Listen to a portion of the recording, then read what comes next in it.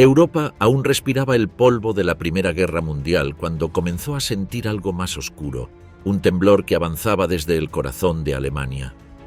En salones diplomáticos nadie entendía cómo un país derrotado estaba recuperando poder a una velocidad imposible. En fábricas silenciosas, en fronteras olvidadas y en despachos donde se movían piezas sin que el mundo lo supiera, Hitler seguía cada avance como un conductor que acelera sin mirar el camino.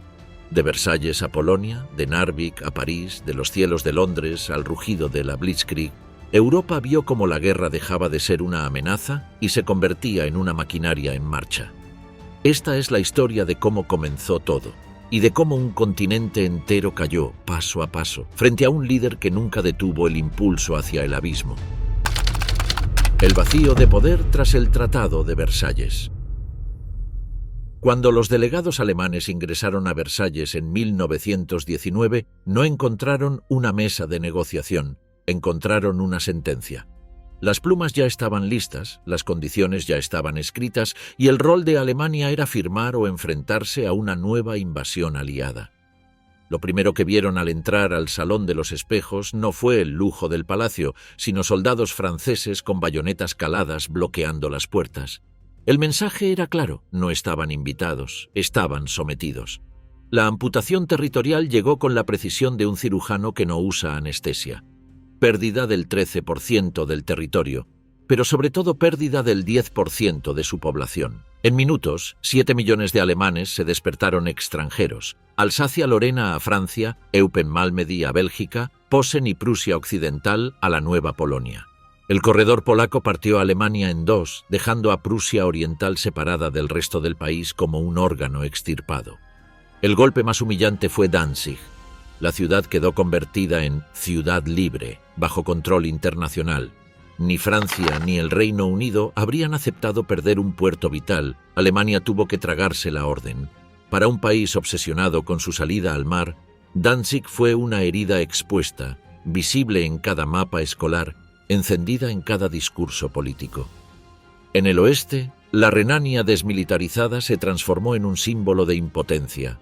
Tropas alemanas tenían prohibido acercarse a 50 kilómetros del Rin. Cualquier soldado que cruzara esa línea sería considerado una violación del tratado y permitiría a Francia ocupar el Ruhr de inmediato. Para millones de alemanes significó vivir en su propia tierra como si fuera territorio enemigo sin armas para defenderla. Las reparaciones económicas fueron el siguiente impacto. No eran solo cifras, eran números diseñados para quebrar a un país. La cifra final, 132.000 millones de marcos oro, era tan gigantesca que ni los economistas aliados entendían cómo podría pagarse sin destruir la economía alemana. Aún así, exigieron carbón, acero, madera, pagos en oro y cuotas anuales imposibles. Cada mes, trenes alemanes llenos de carbón partían hacia Francia con un ruido que se volvió diario, el sonido de un país desangrándose. Las limitaciones militares fueron aún más humillantes. No más de 100.000 soldados, sin tanques, sin artillería pesada, sin aviación, sin submarinos. La marina quedó reducida a 6 buques anticuados.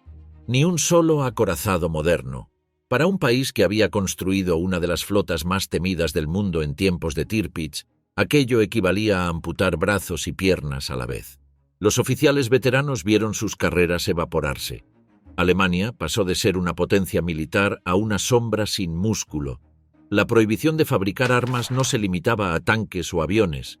Incluía ametralladoras, morteros, minas, gases de combate, incluso ciertos calibres de pistolas. Cualquier fábrica que produjera armamento debía cerrarse, reconvertirse o someterse a inspecciones sorpresa de comisiones extranjeras.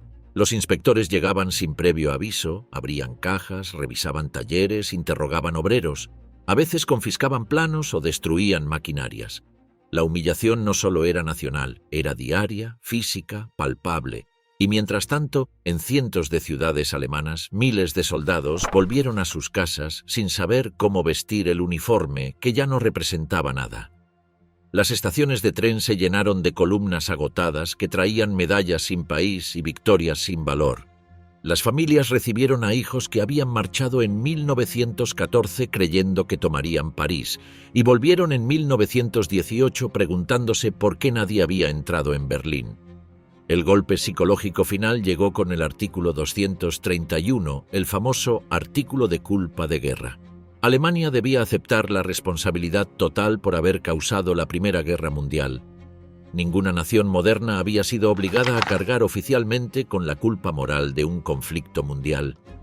Para millones de alemanes, este artículo no solo era injusto, era una carga emocional imposible de soportar. Selló la percepción de que su país había sido forzado a arrodillarse ante una mentira. Mientras se firmaba el tratado, en los balcones del palacio se reunieron curiosos franceses para ver el espectáculo de la rendición alemana. Hubo risas. Hubo comentarios sarcásticos. Algunos aplaudían cuando los delegados alemanes ingresaban. La imagen quedó grabada en Alemania con una potencia que ningún discurso podría superar. El mundo celebraba su humillación pública. Cuando los delegados alemanes abandonaron el Salón de los Espejos, la atmósfera en los pasillos de Versalles era irrespirable. Afuera no los esperaba ningún recibimiento oficial.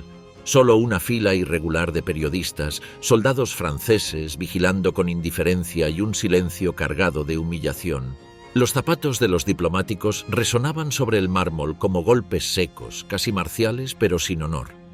Fue entonces cuando Waldemar von Radowitz, pálido, exhausto y con el gesto duro de quien acaba de presenciar la mutilación política de su país, se detuvo apenas un segundo antes de cruzar la puerta principal.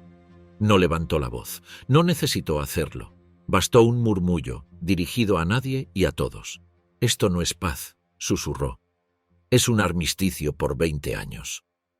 Los corresponsales cercanos levantaron la vista, sorprendidos. Nadie imaginó que esa frase, dicha con un hilo de voz, terminaría resonando como una profecía cumplida al minuto exacto. 20 años y 2 meses después, el 1 de septiembre de 1939, comenzó la Segunda Guerra Mundial. 1923, el año en que el dinero alemán se volvió basura.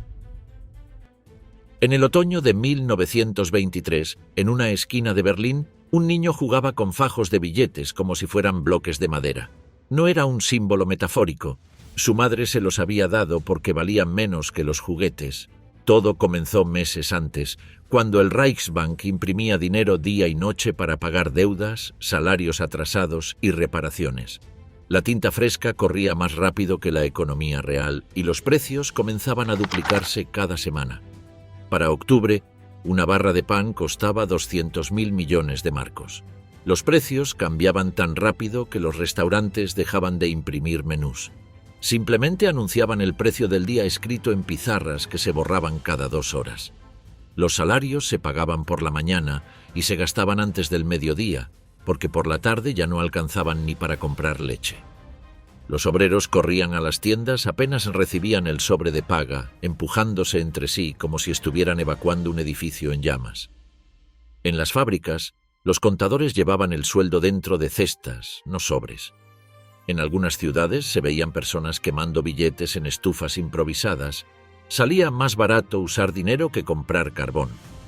Los turistas estadounidenses, que llegaban con dólares fuertes, comían en los mejores cafés por el precio de una propina.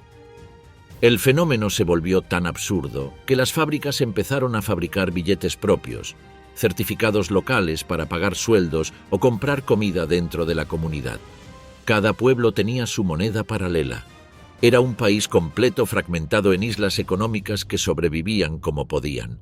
El derrumbe golpeó más fuerte a la clase media. Profesores, médicos, abogados, todos vieron cómo sus ahorros de una vida desaparecían en cuestión de días. Una maestra de Stuttgart, que guardaba 60.000 marcos bajo el colchón, descubrió que ese dinero que antes pagaba un mes de techo y comida, ahora no alcanzaba ni para un sello postal. Familias enteras que habían vivido con seguridad durante décadas se vieron de repente incapaces de comprar una bolsa de papas. Pero el golpe final llegó cuando el caos económico se volvió político. En enero de 1923, Francia y Bélgica ocuparon el Ruhr, el corazón industrial alemán, porque Alemania había retrasado un pago de carbón. Las tropas aliadas entraron en Duisburgo, Essen y Bochum con miles de hombres armados. Los obreros alemanes respondieron con huelgas de brazos caídos. Fue un desafío simbólico, pero devastador económicamente. Mientras las fábricas se paralizaban, el gobierno pagaba salarios de huelga, con más dinero impreso. Era el equivalente a apagar un incendio con gasolina. Las escenas del Ruhr se volvieron icónicas: obreros custodiando minas cerradas, soldados franceses apuntando a civiles, trenes detenidos en vías vacías. En esta atmósfera de tensión, el país quedó dividido entre quienes querían negociar y quienes exigían resistencia total. La inflación se transformó en una guerra psicológica. En ciudades como Hamburgo, las panaderías limitaban la cantidad de pan que cada cliente podía comprar para evitar disturbios. En Leipzig, la policía montada tuvo que dispersar multitudes frente a mercados donde los comerciantes rechazaban billetes alemanes y pedían dólares, francos o incluso alimentos como forma de pago. En Baviera, algunas regiones coquetearon con la idea de separarse del Reich para evitar hundirse con él. A mediados de 1923, la inestabilidad abrió un vacío peligroso. Grupos extremistas aprovecharon la situación para reclutar. Las cervecerías de Múnich se llenaron de discursos inflamados. Las SA marchaban en las calles mientras partidos rivales se atacaban mutuamente. Las imágenes del momento parecen de una república en colapso. Ventanas rotas, mítines clandestinos, uniformes improvisados, escuadras paramilitares entrenando en bosques. Mientras tanto, los políticos en Berlín discutían desesperadamente cómo detener la caída. La solución llegó tarde, pero llegó. En noviembre de 1923 nació una nueva moneda, el Rentenmark, respaldado por tierras e hipotecas agrícolas. El día anterior, una manzana costaba 70.000 millones de marcos. El día siguiente costaba 30 Rentenmark. El país respiró por primera vez en meses, pero la inflación había hecho un daño irreversible. La gente no olvidó cómo sus ahorros se habían desvanecido. No olvidaron la ocupación del Ruhr, no olvidaron los billetes sin valor, las colas interminables, la violencia en las calles, los negocios cerrados, el silencio de fábricas abandonadas. No olvidaron haber visto a niños jugar con dinero como si fuera basura. Y cuando la economía volvió a estabilizarse, el resentimiento siguió ahí, como un metal que, aunque enfriado, conservaba la deformación del golpe recibido. La hiperinflación no solo destruyó cuentas bancarias, destruyó confianza. Y un país que ya no confía en su propia moneda puede caer bajo la influencia de cualquier voz que prometa orden. Esa herida, visible, documental, filmable, fue una de las imágenes más poderosas sobre las que se construyó la siguiente década. De las cervecerías a la Cancillería. A comienzos de los años 20, el paisaje político alemán parecía un campo minado. En Berlín, los gobiernos duraban meses. En Múnich, los extremistas daban discursos encima de mesas pegajosas cubiertas de cerveza. En las calles, los partidos enviaban columnas uniformadas que parecían ejércitos en miniatura. Cada ciudad tenía su propio clima. Hamburgo con huelgas obreras, Sajonia llena de comunistas armados, Baviera convertida en un laboratorio de nacionalismo agresivo. En ese caos apareció un hombre que no tenía ni dinero, ni partido sólido, ni experiencia gubernamental. Pero tenía algo que casi nadie tenía en ese momento: un micrófono interior que se volvía más fuerte que el de todos los demás. Hitler empezó donde nadie lo tomaba en serio: las cervecerías. Allí, frente a antiguos oficiales, comerciantes arruinados y veteranos sin rumbo, desplegaba un recurso que se volvió su arma principal: la voz. Gritaba, susurraba, golpeaba la mesa, modulaba la respiración. La oratoria era su Panzer. Atravesaba a un público técnico, emocionalmente devastado, que buscaba culpables y soluciones rápidas. Y mientras su figura crecía, el sistema republicano se volvía frágil. Las elecciones producían parlamentos fracturados donde ningún partido alcanzaba mayoría. La prensa hablaba de domingo electoral como quien habla de un examen que ya saben que todos desaprobarán. Cada elección dejaba el Reichstag más fragmentado, más ingobernable, más parecido a un consejo de vecinos que a un parlamento nacional. Hitler observaba todo eso desde Múnich, donde las SA patrullaban las calles como si fueran la policía de un estado paralelo. Llevaban botas altas, brazaletes y una disciplina que impresionaba porque no venía del gobierno, sino de una organización privada. El contraste era brutal. Mientras las SA marchaban sincronizadas, el Estado alemán parecía caminar en círculos sin rumbo. El golpe de Estado fallido de 1923 no lo destruyó. Al contrario, lo convirtió en un personaje nacional. El juicio por el putsch de la cervecería le dio una plataforma para hablarle a toda Alemania. Las cámaras registraron su postura erguida, su tono desafiante, su insistencia en que actuaba por el bien del pueblo alemán. Fue condenado, sí, pero durante su encierro escribió un libro que se transformó en un manifiesto político, Mein Kampf.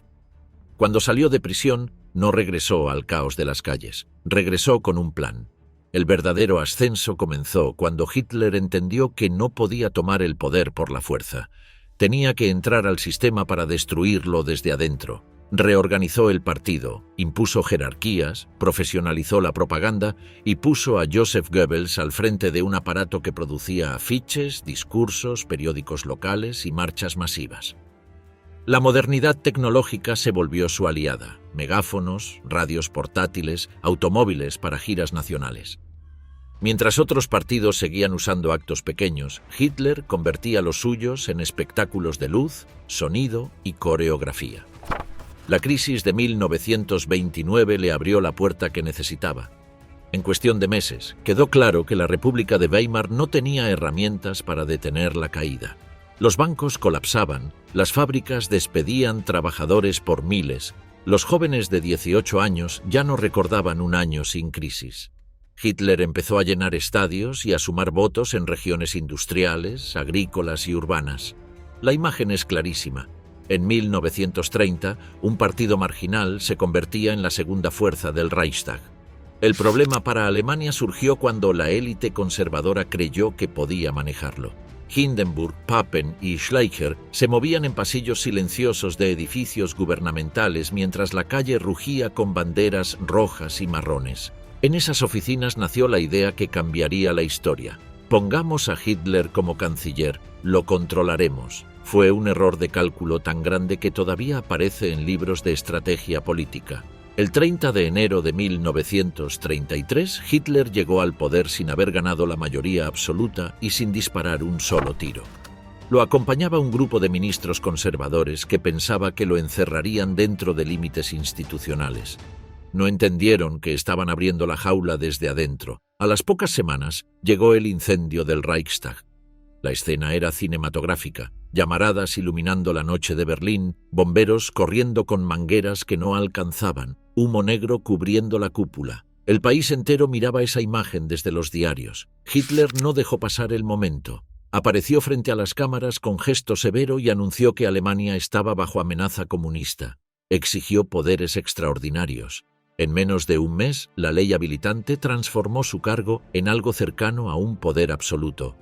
El Reichstag votó, muchos por miedo, otros por convicción, algunos por cálculo político, una norma que permitía al gobierno aprobar leyes sin el Parlamento. Sin disparar una sola bala, Hitler había convertido un sistema democrático en un régimen autoritario.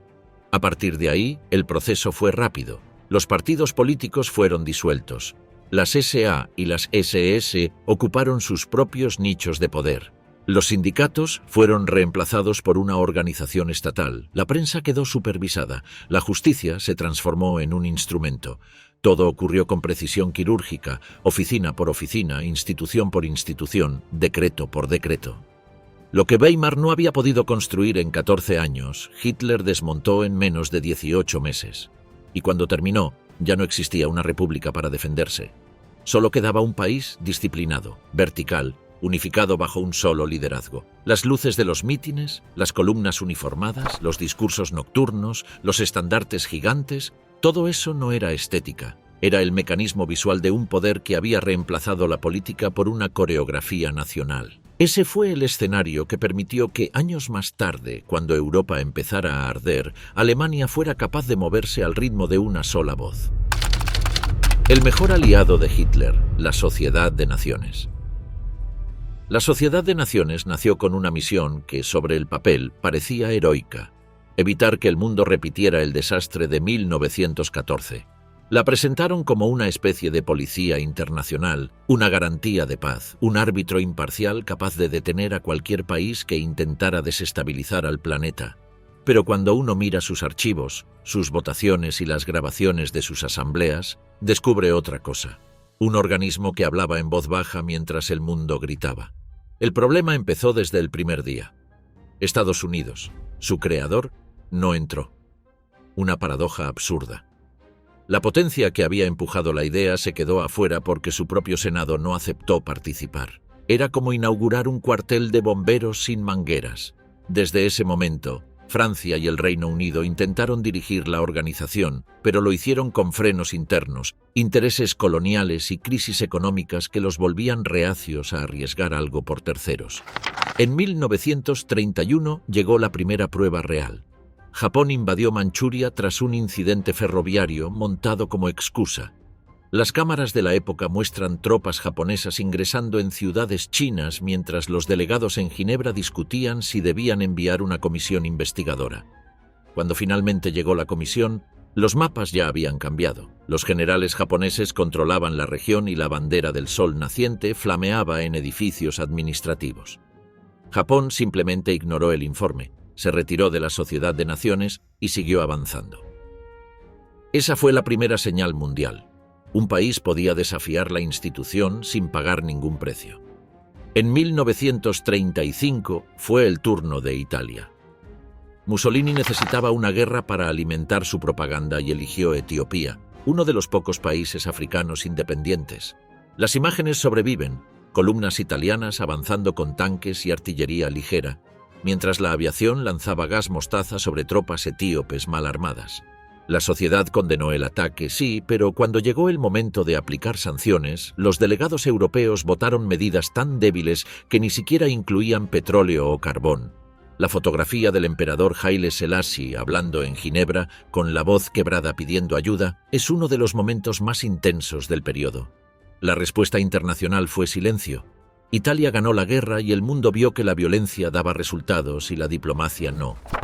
Para 1936, Hitler estaba mirando cada paso. Había observado Manchuria, había observado Etiopía y había comprendido con claridad que la Sociedad de Naciones era un edificio lleno de pasillos y resoluciones, pero vacío de poder real. Así tomó su decisión más calculada: remilitarizar la Renania. Hitler envió tropas que, según sus propios generales, debían retirarse inmediatamente si Francia movilizaba solo un cuerpo de ejército. Pero Francia no movió ni un batallón. La Sociedad de Naciones se limitó a convocar reuniones, emitir declaraciones y repetir resoluciones. Hitler entendió ese mensaje mejor que nadie. Si avanzaba rápido, nadie lo detendría. En paralelo, la organización intentaba mantenerse relevante con comisiones sobre desarme, comercio, minorías étnicas, pero los documentos se apilaban mientras la realidad se movía a una velocidad que Ginebra nunca pudo igualar. Cuando Alemania abandonó la sociedad en 1933, apenas unos representantes protestaron tímidamente. La votación fue un trámite. La salida de una potencia industrial, militar y demográfica enorme no generó ni sanciones ni consecuencias. Fue como si un país pudiera desconectar la alarma y salir por la puerta principal sin que nadie lo detuviera. La crisis llegó a su punto más crítico en 1937. Ya eran demasiados los países que ignoraban resoluciones. Japón fuera, Alemania fuera, Italia en abierta rebelión, la Unión Soviética dentro, pero desconfiada, las potencias coloniales hundidas en debates interminables. La sociedad parecía un teatro donde los actores discutían mientras el escenario se incendiaba. Los discursos de la época son reveladores, delegados hablando durante horas sobre violaciones menores de tratados, preocupación internacional, llamados a la moderación. Mientras al mismo tiempo, en Europa Central, Hitler absorbía territorio austríaco en cuestión de días. La Anschluss de 1938 fue un golpe brutal contra la credibilidad de la organización. No hubo votaciones urgentes, no hubo amenazas reales, no hubo sanciones, solo declaraciones formales que nadie escuchó. El capítulo final llegó cuando Hitler reclamó los Sudetes. La Sociedad de Naciones, teóricamente diseñada para intervenir en conflictos entre estados, ni siquiera fue invitada a las negociaciones. El destino de Checoslovaquia se discutió en Múnich entre 4 potencias, sin presencia de Ginebra. Fue la admisión tácita de que la organización no tenía ya ninguna función. Mientras los soldados alemanes entraban en Praga en marzo de 1939, Los diplomáticos de Ginebra seguían discutiendo reformas internas, nuevos comités y protocolos. Era como si vivieran en otro planeta. La guerra se acercaba, pero sus documentos parecían escritos en un clima de paz perpetua que ya no existía. Los historiadores suelen llamar a esto parálisis institucional, pero en un documental se ve de manera más cruda. Una institución que seguía moviendo papeles mientras el mundo se preparaba para morir. Cuando estalló la Segunda Guerra Mundial, la Sociedad de Naciones no tomó ninguna medida significativa. No envió tropas, no votó sanciones decisivas, no convocó a una coalición internacional, se limitó a existir, no a actuar. El edificio quedó como una reliquia, con pasillos vacíos, banderas colgando inertes y reuniones cada vez más pequeñas. El organismo que debía frenar la guerra había sido testigo mudo de su llegada. Y en ese silencio final, Europa entendió algo que Hitler había captado años antes. Cuando las instituciones son débiles, los líderes dispuestos a usar la fuerza tienen vía libre para reescribir el mapa del mundo. La política de apaciguamiento. Cuando Hitler tomó la Renania en 1936, el continente aún creía que enfrentaba a un político impredecible pero limitado. Lo que nadie sabía era que acababan de abrirle la primera de 4 puertas. 4 momentos en los que Europa pudo haber frenado la guerra, pero eligió mirar hacia otro lado. Cada una fue un paso, una escalada, una prueba de cuánto podía avanzar sin encontrar resistencia. Y Hitler, que analizaba reacciones como un químico analiza reacciones en cadena, tomó nota de todo. La primera puerta fue la Renania. 3 batallones alemanes cruzaron el Rin bajo un cielo gris, esperando que Francia movilizara tropas. Los propios generales alemanes habían preparado órdenes de retirada inmediata si veían movimiento francés, pero las ciudades francesas permanecieron silenciosas. No hubo vehículos militares avanzando, no hubo reservistas llamados, ni siquiera un aviso de contraataque. Los soldados alemanes avanzaron con nervios visibles. Algunos entraron en Aquisgrán con flores que vecinos les arrojaban desde las ventanas. En Berlín, Hitler recibió la confirmación de que no habría represalias y golpeó la mesa con una frase que quedó registrada en notas privadas. Si hubiera habido resistencia, habríamos tenido que retirarnos. Pero no hubo. La primera barrera internacional había cedido sin lucha. La segunda puerta se abrió en 1938, Austria. La Anschluss no fue una invasión en el sentido tradicional, fue un desfile. La noche anterior en Viena se veían patrullas de Heimwehr discutiendo con simpatizantes nazis locales, pero nadie se preparaba para resistir. Cuando los tanques alemanes cruzaron la frontera a primeras horas del 12 de marzo, los oficiales se sorprendieron al encontrar las rutas despejadas y multitudes aclamando. En Linz, Hitler bajó del auto y saludó a una multitud enloquecida. Fue un teatro político perfecto para las cámaras. El ejército austríaco, uno de los más antiguos de Europa, no disparó un solo tiro. En Londres, Neville Chamberlain vio todo por radio y telegramas. El primer ministro creyó que Hitler solo estaba corrigiendo injusticias del Tratado de Versalles. En París, el gobierno francés, debilitado por crisis internas, se limitó a condenar la anexión. Nadie envió ultimátums, nadie movió una división. Austria desapareció del mapa político europeo en 48 horas, sin batalla, sin negociación internacional. Hitler lo tomó como lo que realmente era, un cheque firmado en blanco. La tercera puerta fue la más peligrosa, los Sudetes. Checoslovaquia era un país industrializado, con una de las armadas aéreas más modernas de Europa y fortificaciones diseñadas para resistir meses. Pero tenía un problema, estaba sola.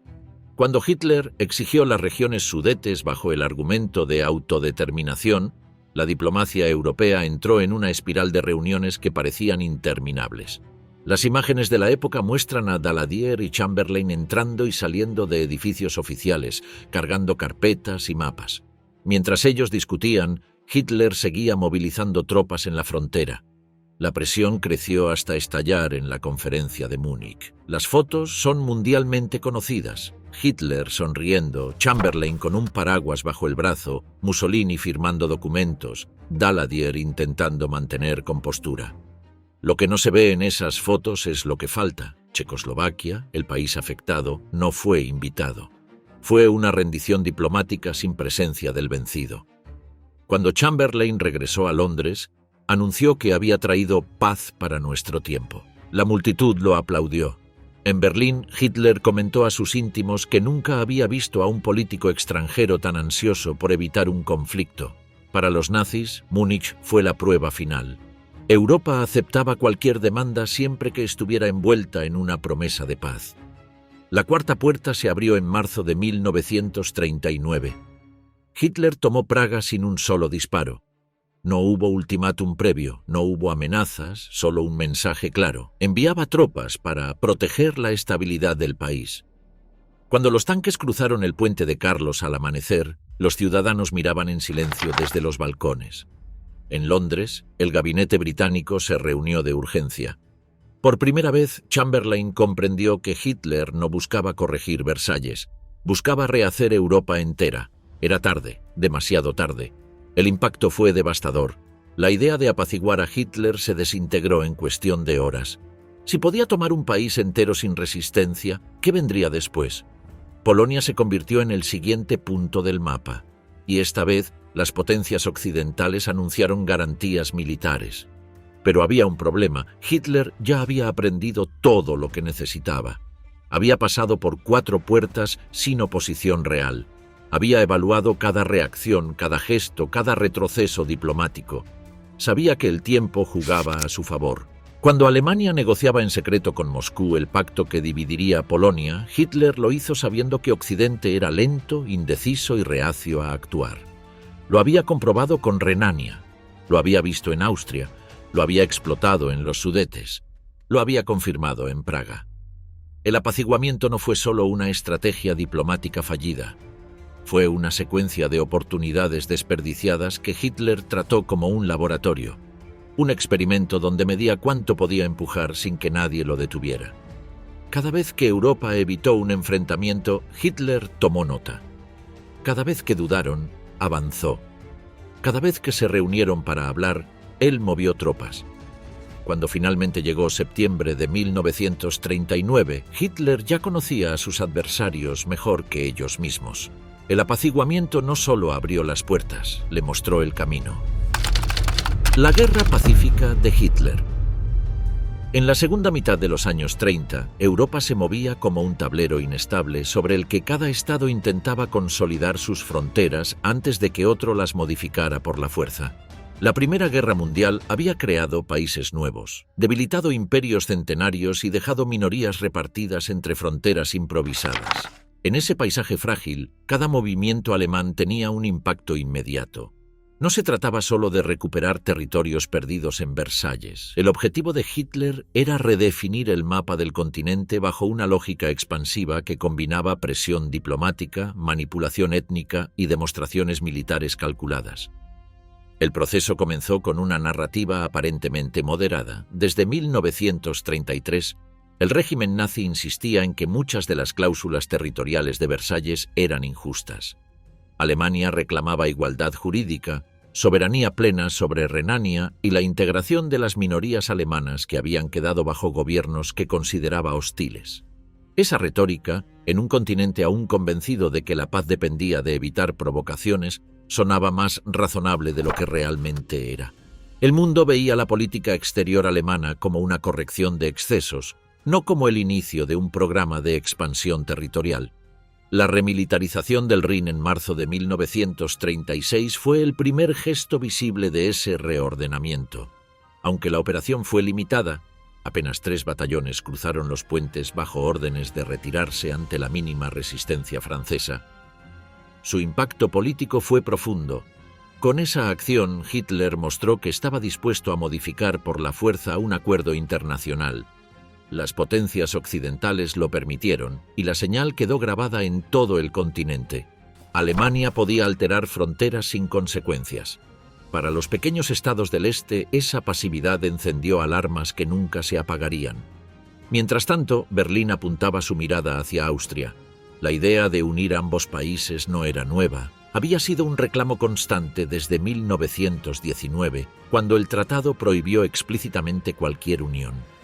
Pero en los años 30, el nazismo austríaco crecía, financiado y dirigido desde Alemania. Las manifestaciones en Viena, Graz y Linz mostraban una presión social que, en realidad, era el resultado de una maquinaria política coordinada. Cuando el canciller Schuschnigg intentó resistir convocando un plebiscito, Hitler buscó resolver la cuestión por la vía más rápida, la fuerza. El 12 de marzo de 1938, las tropas alemanas entraron en Austria sin disparos. La anexión quedó completada en menos de 48 horas. La incorporación de Austria no tenía solo un valor simbólico. Los recursos industriales y metalúrgicos de Linz, Steyr y Wiener Neustadt reforzaban el aparato bélico alemán. Los 7 millones de habitantes austríacos incrementaban la capacidad de reclutamiento y ofrecían nuevos centros urbanos que podían integrarse en la economía de guerra. El reordenamiento territorial había pasado ya a una fase irreversible. Alemania no modificaba un tratado, estaba absorbiendo estados. El siguiente objetivo fue Checoslovaquia. A diferencia de Austria, se trataba de un país sólido, con una industria de armamento avanzada y fortificaciones que protegían los Sudetes. Allí vivían 3 millones de alemanes que los nazis consideraban una justificación para intervenir. Berlín utilizó a la minoría alemana como instrumento político.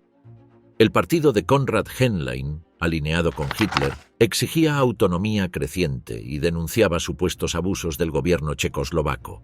Cada protesta era amplificada por la propaganda alemana, que hablaba de represiones inexistentes.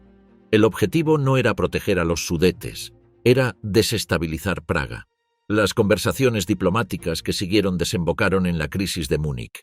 Gran Bretaña y Francia, convencidas de que otro conflicto europeo sería devastador, aceptaron entregar los Sudetes a Alemania. La decisión no solo desmembró territorialmente a Checoslovaquia, eliminó su capacidad defensiva.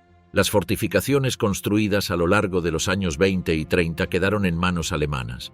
La República Checoslovaca se convirtió en un estado fragmentado, sin profundidad estratégica ni apoyo internacional efectivo. La ocupación de Praga en marzo de 1939 reveló la verdadera naturaleza del proyecto nazi. Por primera vez, Alemania intervenía directamente en un territorio sin población alemana significativa. No había ya justificación étnica ni corrección de Versalles, era expansión en estado puro. Hitler proclamó el protectorado de Bohemia y Moravia y transformó la región en un centro industrial destinado a la producción militar. Škoda, una de las mayores fábricas de armamento de Europa, pasó a integrarse en la maquinaria bélica alemana. Para los observadores de la época, el mensaje era inequívoco. El Führer ya no negociaba fronteras, las imponía. En paralelo, Alemania presionaba a Polonia. Berlín reclamaba Danzig y el corredor polaco, dos cuestiones territoriales que habían quedado abiertas desde 1919. La ciudad de Danzig, administrada por la Sociedad de Naciones, tenía una población mayoritariamente alemana, pero Polonia dependía de su acceso al mar. Los nazis utilizaron la minoría alemana como justificación para una campaña de tensiones crecientes. La prensa alemana hablaba de supuestas agresiones contra ciudadanos germanos. Las organizaciones nazis locales provocaban incidentes destinados a crear una sensación de crisis inevitable. Hitler exigió un corredor extraterritorial que conectara Alemania con Prusia Oriental, sabiendo que Varsovia nunca aceptaría. El objetivo no era negociar, era preparar un casus belli. El reordenamiento del mapa no se limitaba a anexiones. Alemania también buscaba aislar a sus enemigos potenciales. Con Italia, el entendimiento fue rápido. Mussolini necesitaba apoyo para su política imperial en África y para consolidar su presencia en los Balcanes. El eje Berlín-Roma nació menos como una alianza natural que como una convergencia basada en la agresión compartida. Para Hitler, Italia era un socio útil que podía presionar a Austria antes de 1938 y apoyar futuras operaciones en los Balcanes. Para Mussolini, Alemania ofrecía un respaldo militar que compensaba la debilidad italiana. En el este, el reordenamiento fue aún más audaz. En agosto de 1939, Alemania firmó el pacto Ribbentrop-Molotov con la Unión Soviética. El acuerdo incluía un protocolo secreto que dividía Europa del Este en zonas de influencia. Polonia sería desmembrada entre Berlín y Moscú. Los estados bálticos quedarían bajo control soviético. Besarabia sería asignada a la URSS. El mapa europeo se redibujaba en mesas diplomáticas sin que los países afectados pudieran intervenir. Cada movimiento nazi respondía a un patrón. Primero la presión étnica, luego la desestabilización política, más tarde la amenaza militar y finalmente la absorción territorial. Ese proceso creó una sensación de inevitabilidad. País tras país quedaba atrapado en una dinámica que no podía controlar. Francia y Gran Bretaña observaban el mapa transformarse año tras año sin encontrar un punto claro en el que presionar sin desencadenar una guerra que no querían librar. El continente se deslizó hacia la catástrofe en medio de negociaciones que ya no significaban nada. Alemania había dejado atrás los reclamos diplomáticos y se movía con la seguridad de quien sabía que podía remodelar el mapa europeo sin enfrentar oposición real. Polonia, el objetivo inevitable. En 1939, la geografía de Polonia parecía diseñada para invitar a una invasión. El país se extendía como un corredor irregular entre Alemania y Prusia Oriental, con fronteras que serpenteaban a través de llanuras abiertas, sin barreras naturales y con puntos vulnerables en casi todas sus direcciones. La independencia recuperada en 1918 había creado un Estado orgulloso, combativo, pero rodeado por dos potencias que lo consideraban un obstáculo estratégico. Para Hitler, Polonia no era solo un vecino incómodo. Era el primer paso indispensable hacia el este, la puerta que debía quebrarse para cumplir el programa expansionista del Reich. Los problemas del país venían de lejos. El mapa surgido del Tratado de Versalles había intentado equilibrar demandas nacionales, históricas y económicas, pero terminó produciendo una estructura territorial frágil. El corredor polaco separaba a Prusia Oriental del resto de Alemania. Danzig, oficialmente una ciudad libre administrada por la Sociedad de Naciones, era en la práctica un enclave alemán con tensiones permanentes. Varsovia tenía que defender una frontera occidental irregular de más de 1.600 kilómetros, sin profundidad estratégica y sin una línea defensiva continua. En Berlín, los planificadores militares observaban ese diseño como una invitación. La política interna polaca agravaba la situación. Desde el golpe de 1926, Józef Piłsudski había impuesto un sistema autoritario moderado que mantenía la cohesión nacional a través de un liderazgo personal fuerte. Tras su muerte en 1935, el país quedó en manos de un grupo de militares que compartían ambición, pero no su capacidad. El gobierno se movía entre la desconfianza hacia Alemania y el temor a la URSS. La amenaza nazi parecía más inmediata, pero la memoria de la guerra polaco-soviética de 1920 seguía presente. Varsovia temía convertirse en satélite de Moscú y rechazaba cualquier negociación que comprometiera su soberanía. Esa postura rígida, comprensible desde la perspectiva polaca, la aisló diplomáticamente justo cuando la tormenta se acercaba. Hitler comprendió que Polonia era el único territorio cuya ocupación le permitiría expandir el Reich hacia Ucrania, Bielorrusia y los recursos agrícolas del este. La obsesión con el espacio vital no era un eslogan, era la base ideológica sobre la que se edificaba su visión de futuro. Pero había un problema. Polonia no era Checoslovaquia. Tenía un ejército grande, una tradición militar sólida y una casta de oficiales convencidos de que la resistencia era una cuestión de honor nacional. La crisis comenzó oficialmente con Danzig. A principios de 1939, Alemania reclamó la anexión de la ciudad y el derecho a construir un corredor extraterritorial que conectara el Reich con Prusia Oriental. Polonia se negó de inmediato. Para Varsovia, aceptar esas demandas significaba renunciar a su salida al mar y a la esencia de su independencia recién recuperada.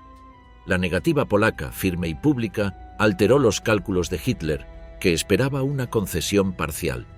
A partir de ese momento, el Führer concluyó que la cuestión solo podía resolverse por la fuerza. La campaña de propaganda alemana se intensificó. Los diarios del Reich denunciaban agresiones ficticias contra la minoría alemana en Polonia. Radios clandestinas emitían mensajes preparados por la SS que hablaban de atrocidades inventadas.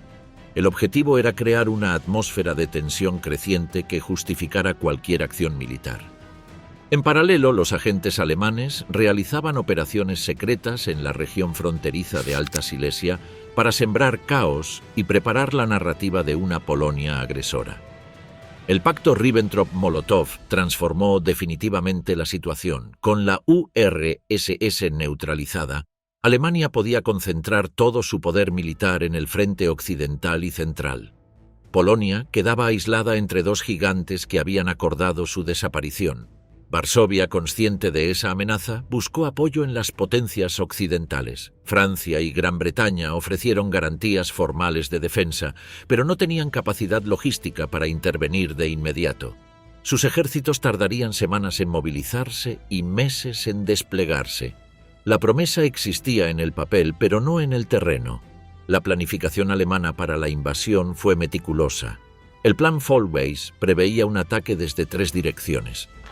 Desde el oeste, por la frontera alemana, desde el norte por Prusia Oriental y desde el sur por Eslovaquia, convertida en estado satélite tras la disolución de Checoslovaquia. Esa triple pinza buscaba destruir al ejército polaco antes de que pudiera retirarse hacia el interior. La doctrina alemana dependía de la velocidad. No se trataba de ocupar ciudades, se trataba de quebrar la estructura militar del país en cuestión de días. Polonia, por su parte, confiaba en una defensa escalonada basada en la resistencia inicial y una retirada ordenada hacia el sureste, donde esperaban establecer un reducto capaz de recibir ayuda aliada.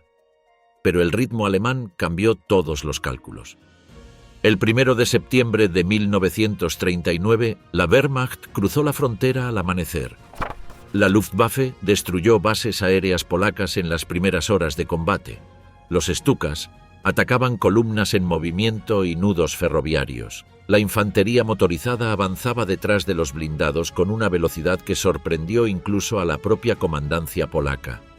En muchos sectores, las unidades polacas lucharon con valentía, pero el sistema defensivo colapsó bajo la presión combinada de tanques, artillería móvil y ataques aéreos. La resistencia polaca fue más tenaz de lo que la propaganda alemana admitiría. En Westerplatte, una guarnición de apenas 200 hombres resistió 7 días de bombardeos continuos. En Bzura, el contraataque más grande de la campaña obligó a los alemanes a desplegar unidades adicionales, pero la desventaja estructural era insuperable. Las comunicaciones polacas eran lentas, muchas unidades carecían de radios y la coordinación entre infantería y caballería dependía de mensajeros. Alemania dictaba el ritmo, Polonia intentaba alcanzarlo. El golpe final llegó el 17 de septiembre. Siguiendo el pacto con Alemania, la Unión Soviética cruzó la frontera oriental. La resistencia organizada ya no tenía salida estratégica. Varsovia cayó el 28 de septiembre. Las últimas unidades realizaron retiradas desesperadas hacia Rumania y Hungría.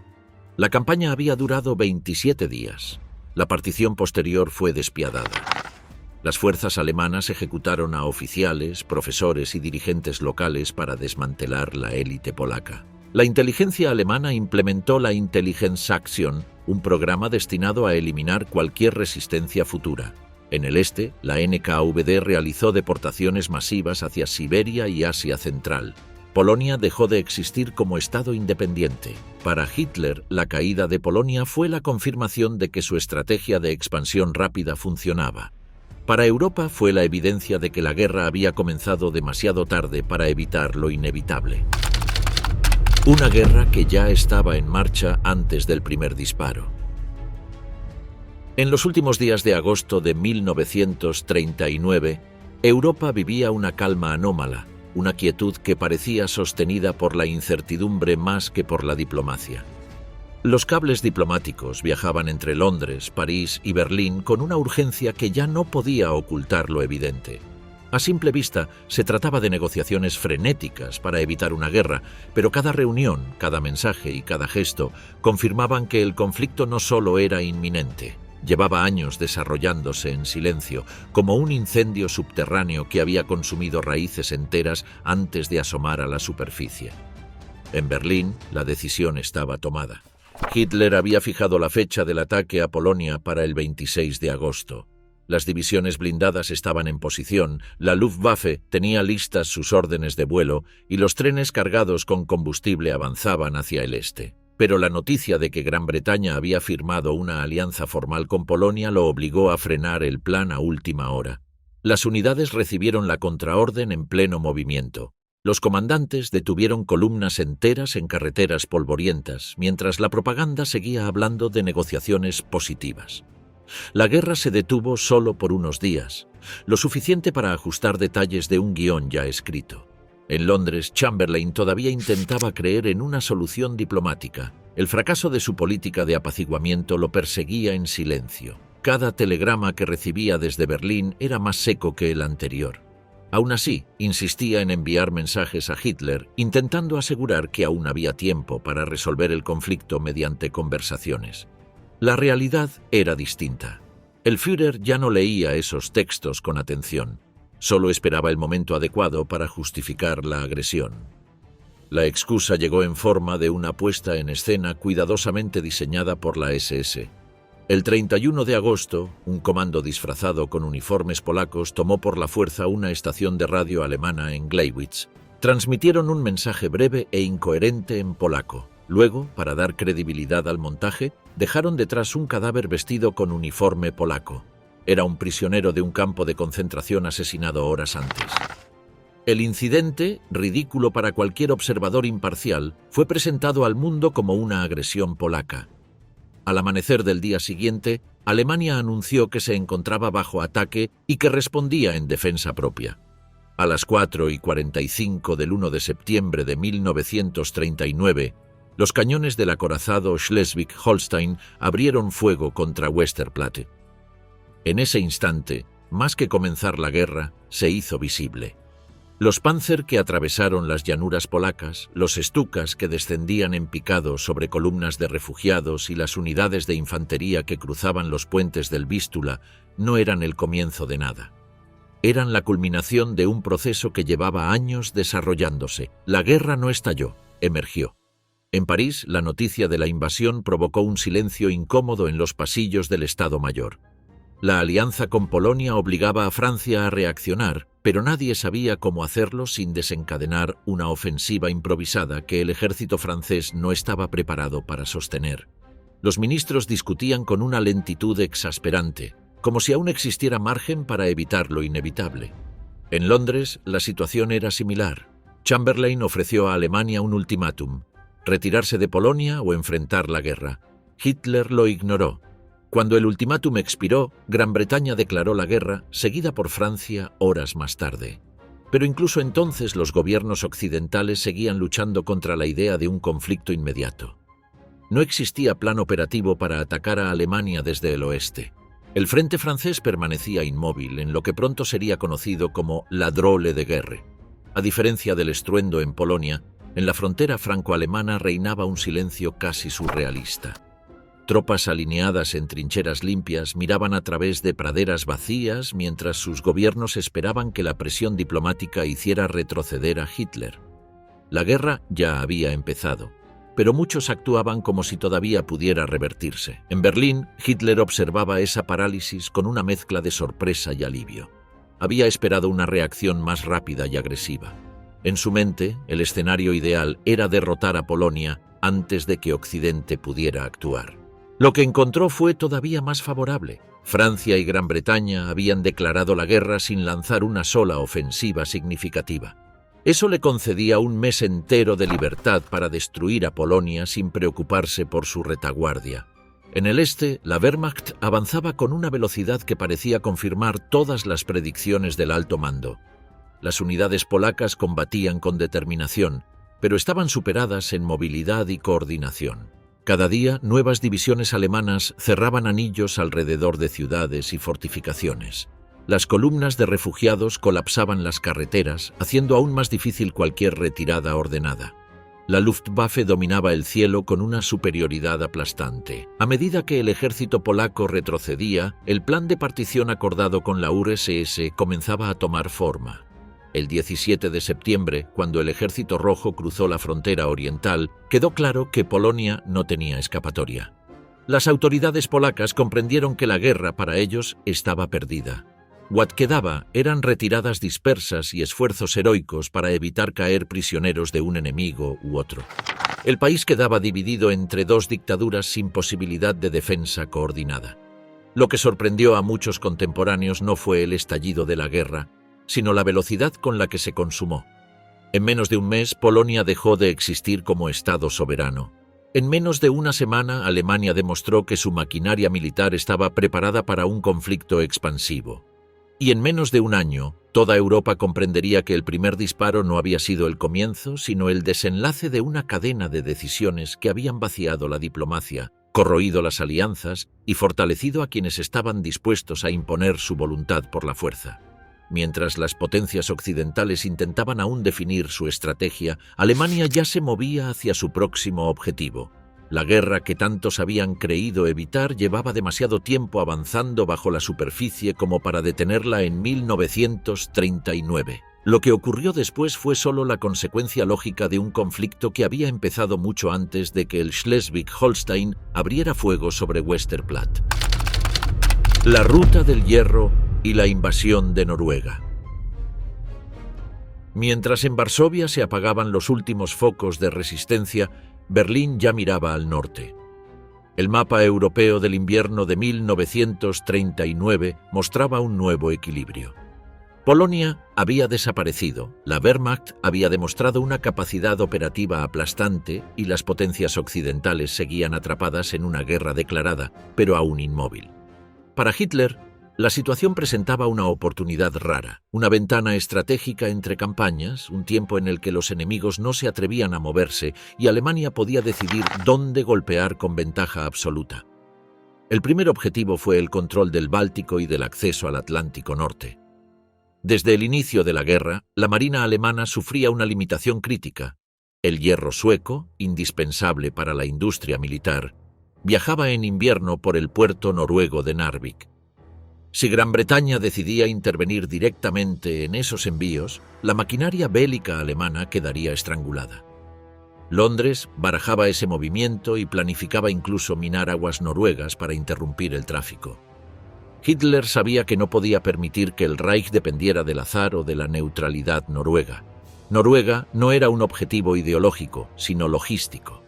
El plan para ocupar Dinamarca y Noruega recibió el nombre de Weserübung. Fue una operación diseñada para ser ejecutada con rapidez casi quirúrgica. Dinamarca, llana y sin defensas modernas, era la puerta de entrada. La mañana del 9 de abril de 1940, las tropas alemanas cruzaron la frontera mientras paracaidistas ocupaban aeródromos clave. La resistencia danesa fue simbólica. El gobierno comprendió en cuestión de horas que luchar equivalía a sacrificar vidas inútilmente. La ocupación se completó antes del mediodía. Noruega era distinta. Su geografía accidentada, sus fiordos profundos y sus ciudades costeras dispersas hacían del país un escenario complejo. La operación combinó desembarcos navales, movimientos aerotransportados y avanzadas tierra adentro. En Oslo, los paracaidistas alemanes intentaron tomar el aeropuerto de Fornebu, lo que permitiría traer refuerzos de inmediato. En Narvik, 10 destructores alemanes descargaron tropas directamente en el puerto, inaugurando una batalla que se prolongaría durante semanas. La Royal Navy reaccionó con más rapidez de la que Hitler esperaba. Sus barcos hundieron varios destructores alemanes y cortaron rutas de suministro. En algunos sectores, como en Narvik o Namsos, fuerzas británicas, francesas y polacas desembarcaron para intentar detener la ocupación. El clima, sin embargo, actuó como aliado alemán. La Luftwaffe dominó los cielos y convirtió cada puerto noruego en una trampa. Los aliados, sin cobertura aérea suficiente y con un mando político dividido, se encontraron atrapados en operaciones improvisadas. Tras semanas de combates intensos, Londres ordenó la retirada. Noruega cayó completamente el 10 de junio. El éxito en el norte dio a Hitler algo más que un resguardo logístico. Le entregó una cadena de bases que controlarían el acceso al Atlántico, centros de observación para los U-Boote y aeródromos desde los cuales castigar convoyes británicos. Mientras tanto, Dinamarca se convirtió en un corredor seguro para transportar tropas entre Alemania y Noruega. Con el frente oriental momentáneamente asegurado por el pacto con Stalin, el próximo objetivo tenía un peso mucho mayor: Francia. La victoria rápida en Polonia había confirmado el potencial de la guerra relámpago, pero la campaña del oeste enfrentaba desafíos completamente distintos. Francia poseía un ejército numeroso, apoyado por la línea Maginot, una red de fortificaciones que se extendía desde la frontera suiza hasta Luxemburgo. Bélgica y los Países Bajos, oficialmente neutrales, se encontraban en la trayectoria de cualquier ofensiva alemana, y la presencia británica en el continente, el BEF, significaba que Londres no podría permanecer al margen. En el alto mando alemán, el plan inicial para invadir Francia era convencional y poco imaginativo: un avance directo a través de Bélgica, siguiendo el modelo de 1914.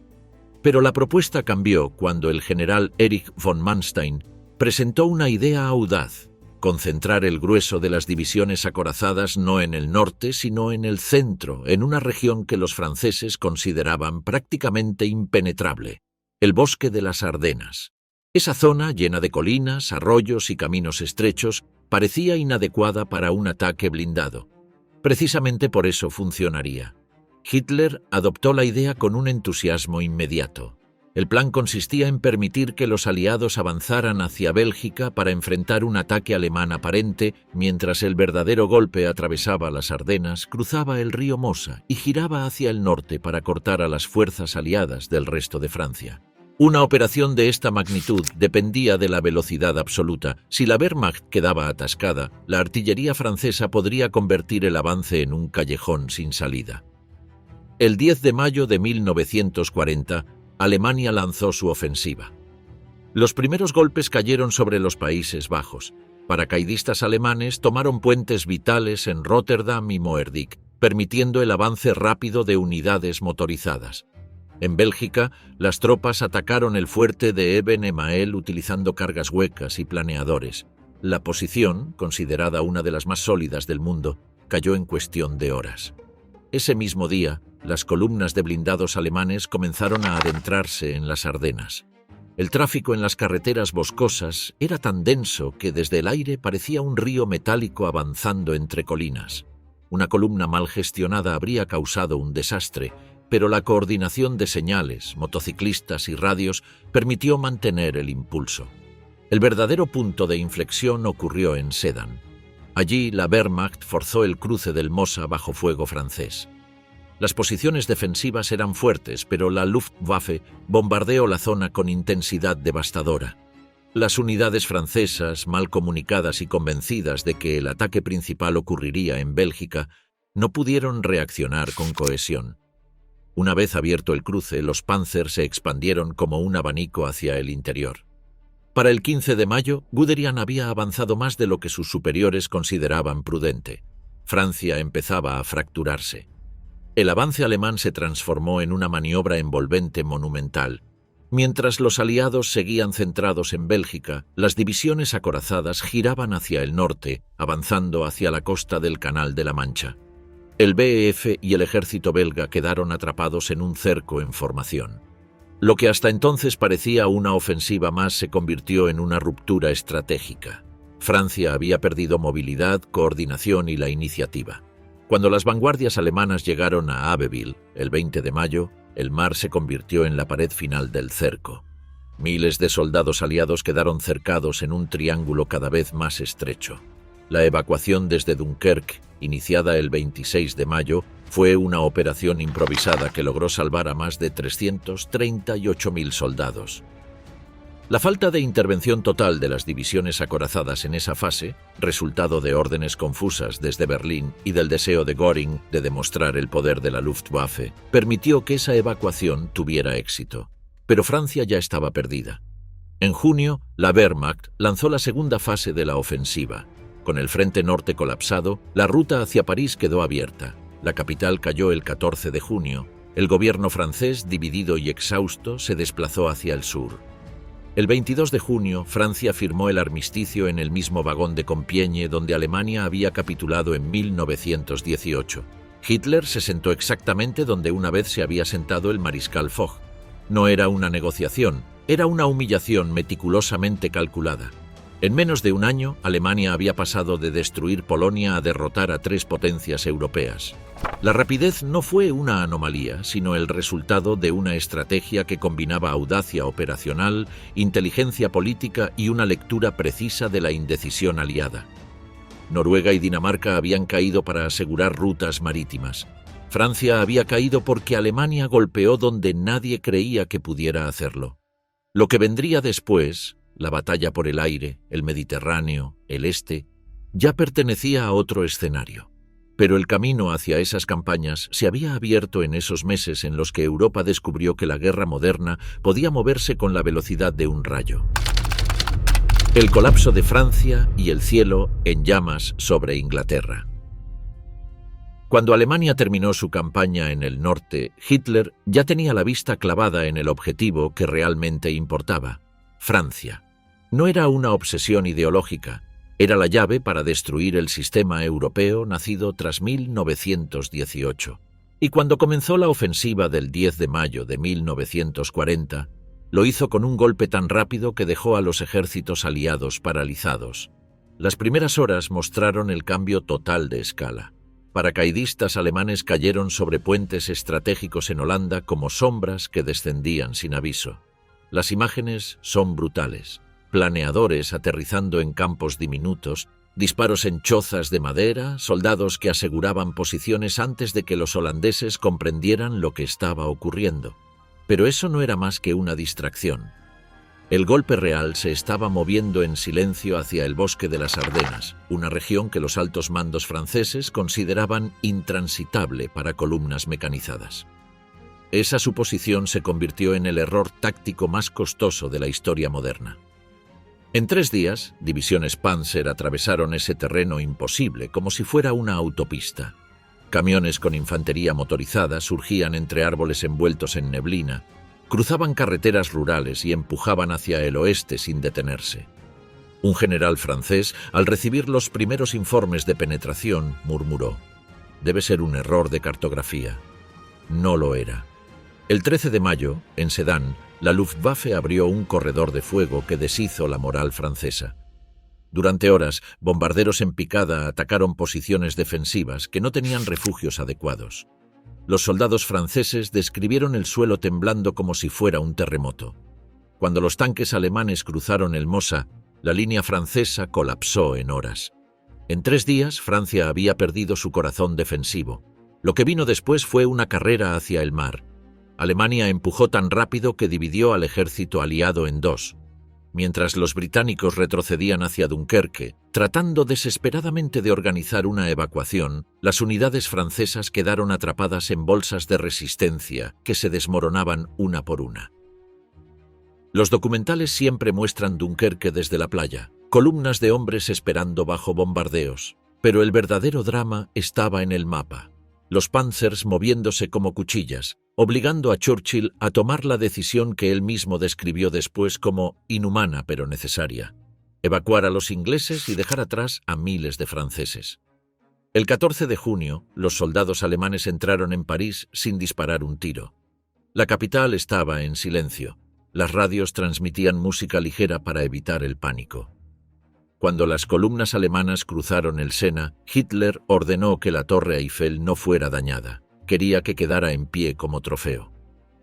En menos de 6 semanas, la potencia que había resistido 4 años en la Primera Guerra Mundial se había derrumbado como un edificio sin cimientos. Pero para Hitler ese no era el final. Era el principio del verdadero desafío: Gran Bretaña. Mientras Francia firmaba el armisticio en el mismo vagón donde Alemania se había rendido en 1918, Churchill anunciaba por radio que el Reino Unido continuaría la guerra solo, rodeado por mares, sin aliados en el continente, con la Luftwaffe preparándose para cruzar el canal. Era un duelo frontal: la fuerza aérea alemana contra la RAF, los radares británicos, los pilotos jóvenes que salían a pelear varias veces al día. La batalla de Inglaterra comenzó como una prueba. Hitler quería derribar la RAF antes de ordenar una invasión. En los primeros ataques, bombarderos alemanes golpearon fábricas, puertos y aeródromos. Las imágenes de esa etapa muestran hangares destruidos, pistas convertidas en cráteres, mecánicos trabajando a la intemperie bajo fuego. Cuando la Luftwaffe cambió tácticas y comenzó a bombardear ciudades, especialmente Londres, la batalla tomó otro tono. El Blitz llenó las noches de explosiones, incendios, estaciones de metro convertidas en refugios y bomberos que trepaban escaleras en barrios donde los edificios ardían como antorchas. Pero la RAF seguía en pie. Hitler esperaba quebrar la moral británica en pocas semanas. No ocurrió. Los números lo confirmaron. La Luftwaffe estaba perdiendo pilotos entrenados más rápido de lo que podía reemplazarlos. Los británicos, en cambio, podían recomponer escuadrones cada noche.